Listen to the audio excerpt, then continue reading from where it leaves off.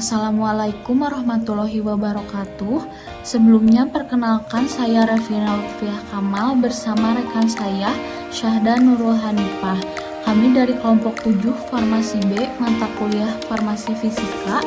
Kelompok kami akan menjelaskan materi tentang larutan ideal. Yang pertama, apa itu kelarutan dan larutan? Menurut Lahman 1986, kelarutan merupakan keadaan suatu senyawa, baik padat, cair, ataupun gas yang terlarut dalam padatan, cairan, atau gas yang akan membentuk larutan homogen. Kelarutan tersebut bergantung pada pelarut yang digunakan serta suhu dan tekanan. Kemudian, menurut Petrucci 1985, larutan adalah suatu campuran homogen yang terdiri dari dua atau lebih zat dalam komposisi yang bervariasi. Larutan itu sendiri terdiri dari zat terlarut dan pelarut. Selanjutnya ada zat terlarut dan pelarut. Yang pertama, terlarut. Zat terlarut adalah zat yang lebih sedikit daripada zat pelarut. Zat terlarut disebut juga zat yang terdispersi dalam pelarut. Perbedaan antara zat pelarut dan zat terlarut sebenarnya relatif. Yang kedua, pelarut.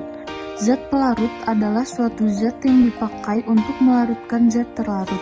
Biasanya jumlah zat lebih banyak daripada zat terlarut. Contoh zat pelarut yaitu gula pasir menjadi zat terlarut, sedangkan air menjadi zat pelarut. Jenis-jenis larutan. Berdasarkan tingkat kelarutannya ada 3. Yang pertama larutan tak jenuh, yang kedua larutan jenuh, dan yang ketiga larutan lewat jenuh. Berdasarkan konsentrasinya ada 2. Yang pertama larutan encer dan yang kedua larutan pekat. Berdasarkan daya hantar listriknya, yang pertama larutan elektrolit dan yang kedua larutan non-elektrolit. Berdasarkan keidealannya, ada 2, yaitu yang pertama larutan ideal dan yang kedua larutan nyata.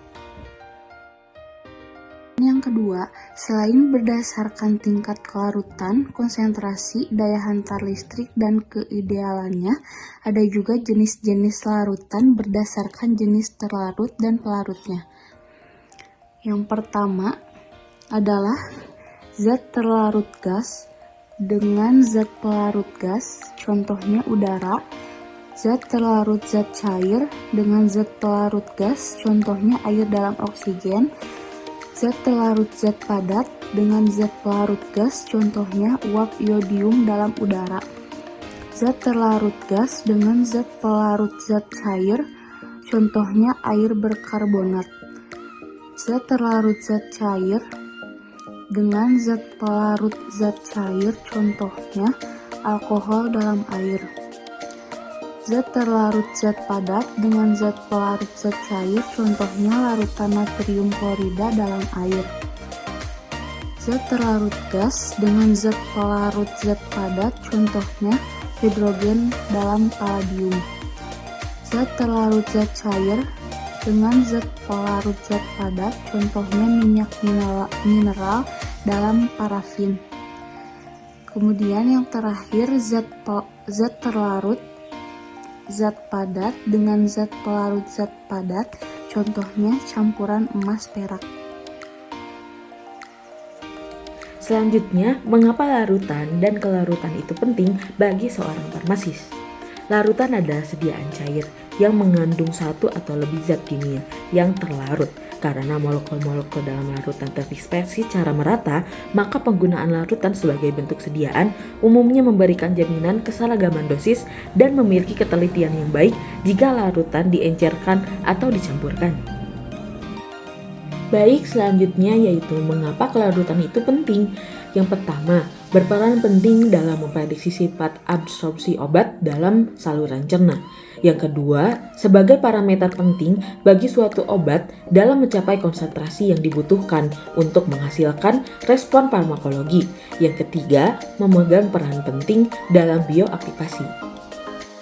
Selanjutnya kita akan membahas larutan ideal dengan larutan nyata.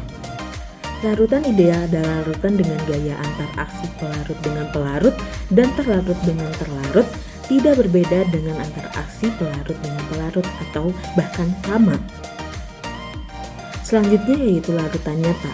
Larutan nyata atau non-ideal adalah larutan yang memperhitungkan semua antar aksi antar partikel yang terdapat dalam larutan.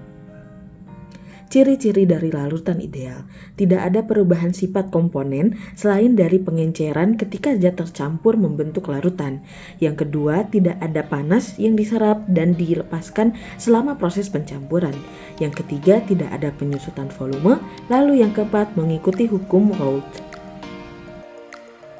Pembuatan larutan ideal dan larutan nyata. Pembuatan larutan ideal: disiapkan air 80 ml dengan sirup 80 ml, lalu keduanya dicampurkan. Lalu setelah itu diaduk sehingga semua tercampur dengan rata. Selanjutnya adalah pembuatan larutan non-ideal atau larutan nyata. Pertama, disiapkan air 80 ml, lalu tepung 80 ml atau 46 gram, lalu keduanya dicampurkan, lalu diaduk hingga merata. Selanjutnya adalah pembuktian larutan ideal dan larutan nyata. Yang pertama adalah tidak ada perubahan sifat saling pengenceran ketika dua zat digabungkan. Seperti pada sirup dan air, ketika keduanya digabungkan, tidak ada perubahan sifat komponen. Hal ini menunjukkan jika larutan sirup dengan air merupakan larutan ideal. Sedangkan pada larutan tepung sagu dengan air terjadi perbedaan dibandingkan dengan air mineral sebelumnya. Air dengan larutan tepung sagu lebih kental dibandingkan air mineral biasa. Hal ini menunjukkan jika air dengan tepung sagu bukanlah larutan ideal atau bisa disebut larutan nyata atau non-ideal. Ciri yang kedua adalah tidak ada perubahan volume. Sebelumnya ada air 80 ml dengan sirup 80 ml. Ketika digabungkan seharusnya menjadi 160 ml. Dan seperti kita lihat hasilnya adalah 160 ml. Jadi tidak ada perubahan dari larutan sirup dengan air. Bisa disimpulkan jika larutan sirup dengan air merupakan larutan ideal.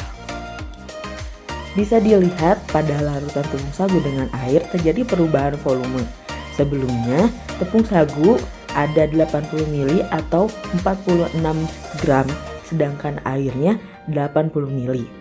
Ketika dicampurkan, larutan dari tepung sagu dengan air dapat dilihat terjadi penyusutan yang harusnya 160 ml, pada larutan tersebut hanya 120 ml.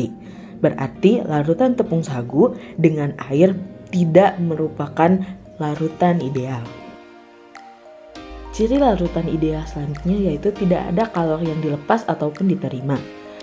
Ada fakta yang dapat kita sebutkan dari percobaan kali ini. Yang pertama, suhu air dapat dipegang dengan tangan. Dan yang kedua, tidak ada perubahan suhu setelah ataupun sebelum dicampurkan. Dan menurut literatur, suhu normal air sekitar 10-25 derajat Celcius. Artinya, larutan sirup dengan air merupakan larutan ideal. Dapat disimpulkan dari materi di atas, yang pertama, larutan terdiri dari zat terlarut dan pelarut.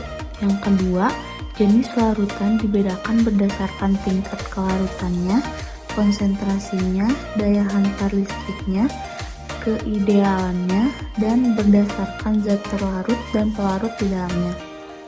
Yang ketiga, larutan dan kelarutan penting bagi farmasis karena larutan merupakan salah satu sediaan dan kelarutan berperan penting untuk memprediksi sifat adsorpsi obat dalam saluran cerna, parameter obat dalam mencapai konsentrasi yang dibutuhkan, dan memegang peran penting dalam bioaktivasi.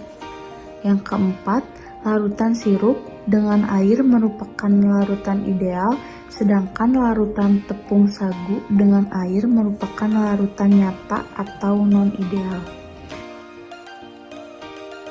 Sekian pemaparan materi dari kelompok kami. Wassalamualaikum warahmatullahi wabarakatuh.